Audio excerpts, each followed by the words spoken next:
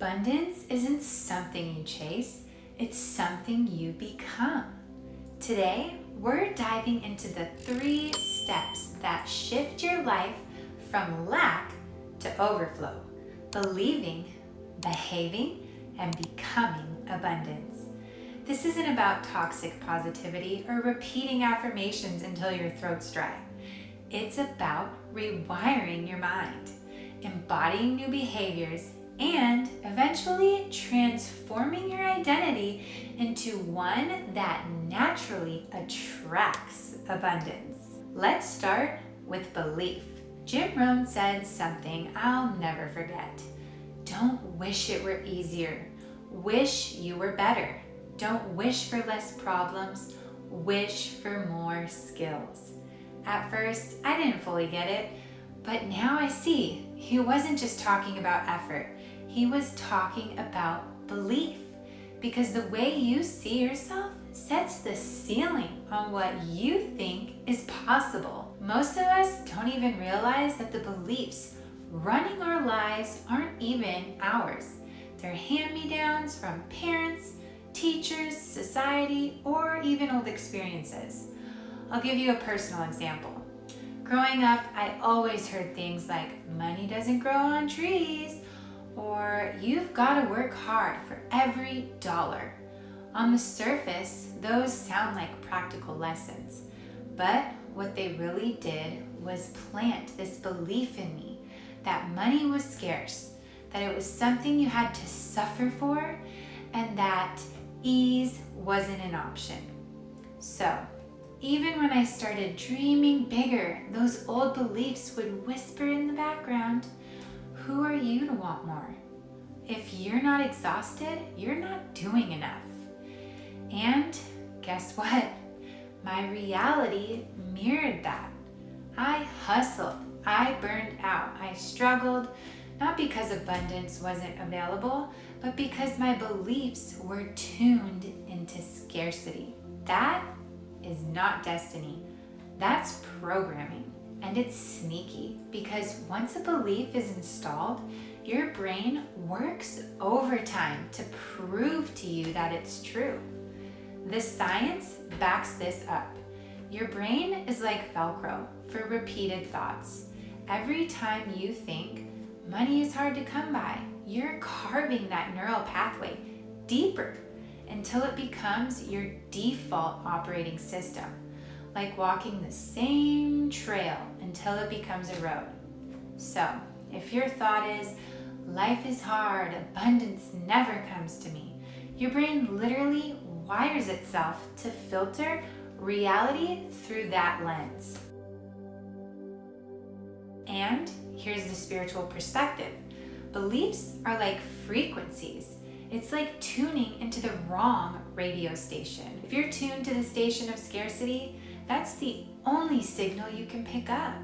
But change the dial, shift to the frequency of abundance, and suddenly opportunities, people, and synchronicities tune into you.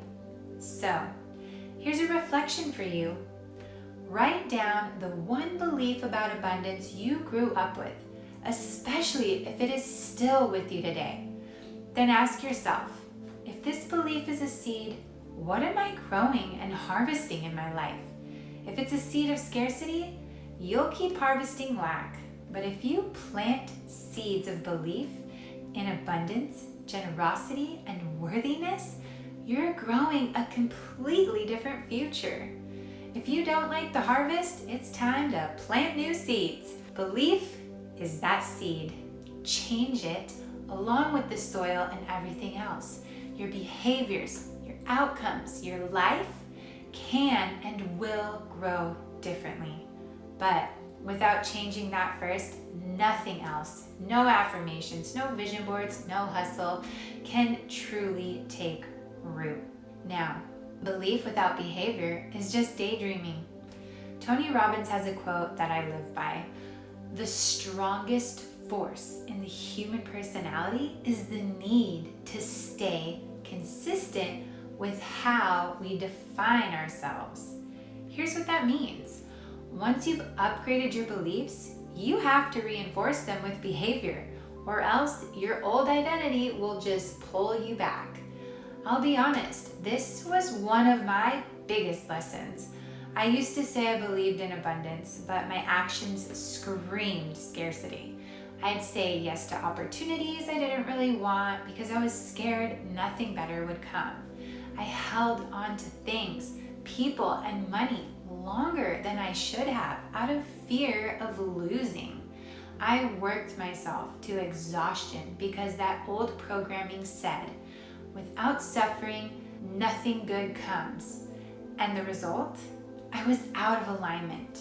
The belief shift hadn't taken root because my behaviors didn't match it. And here's the science. Your nervous system is always watching what you do. If you say you're abundant but keep acting like you're not, your subconscious will call you out. See, I knew you weren't really safe. I knew nothing was going to change. So, behaving is about creating micro proof, small daily actions that align with your new identity. If abundant you would save and invest wisely, start with just $5.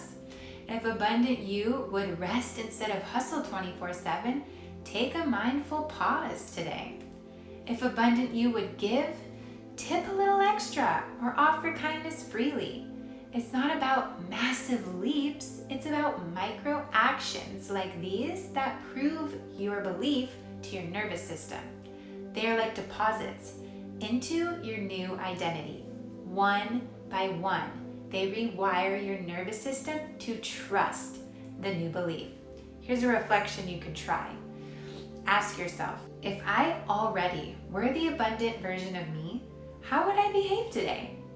Write down 3 simple things and then choose one to act on. Because belief sets the direction, but behavior is the path you actually walk. Without it, abundance stays in the realm of thought. With it, you're bringing that vision into the 3D world. And finally, we get to becoming. This is where the magic really happens.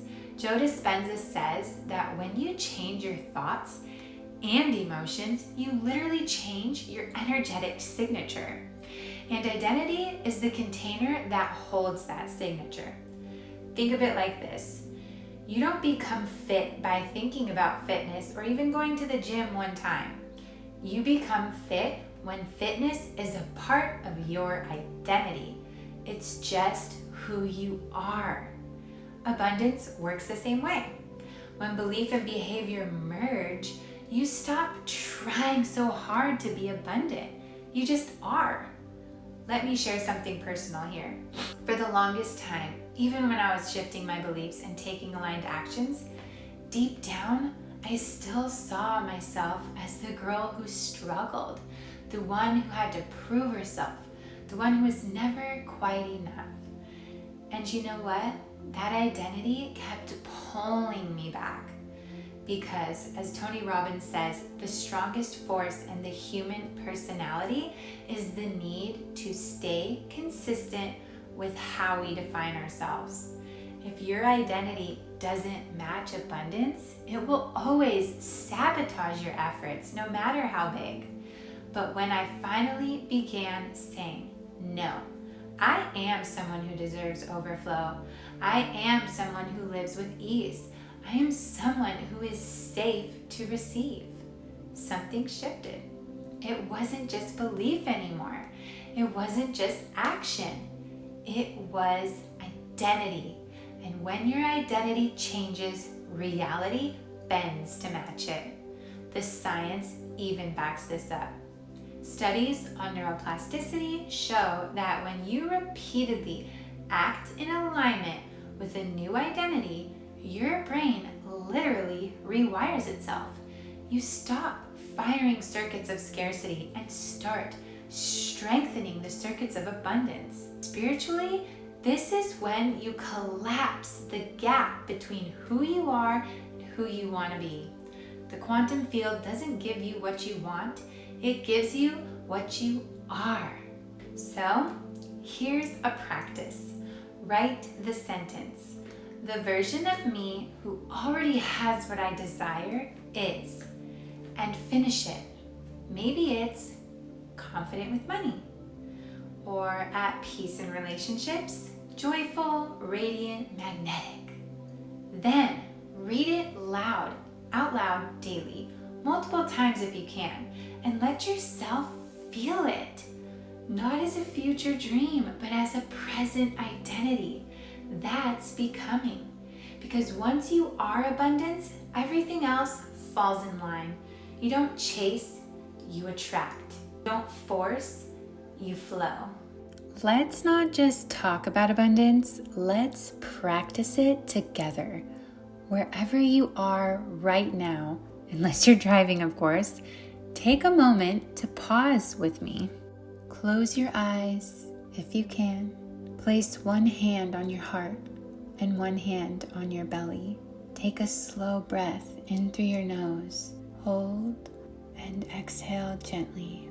Do that 2 more times. Hold, letting your shoulders drop, letting your body soften. Exhale. With each breath, feel your nervous system calming and your energy centering. Now, I want you to imagine the version of you who is already living in abundance. See them clearly, how they dress, how they carry themselves, how they walk into a room. What's different about their posture, their energy, their smile? Picture the details, the home they live in, the way they spend their mornings, the kinds of conversations they have, who's around them. Let yourself feel the emotions of that life. Gratitude, ease, joy.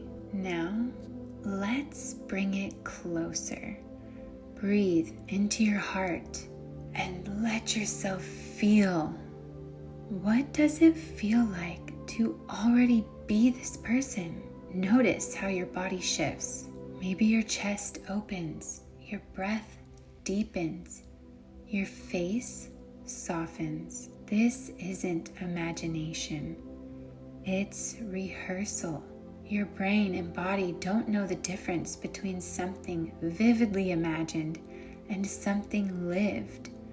Right now, you are wiring in the identity of your abundant self. Now, ask yourself one simple question. If I already were this abundant version of me, what's one thing I would do today? It doesn't have to be big. Think about it. Maybe it's saying no to something that drains you. Maybe it's giving generously.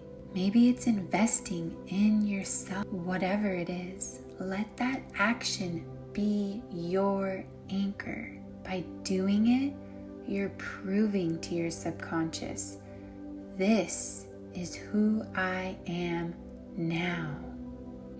Take one more deep breath. Hold. Feel the gratitude as if it's already done. And exhale all that's not serving you. And when you're ready, open your eyes, bringing this energy back into your day. Imagine if you did this for just 3 minutes every morning.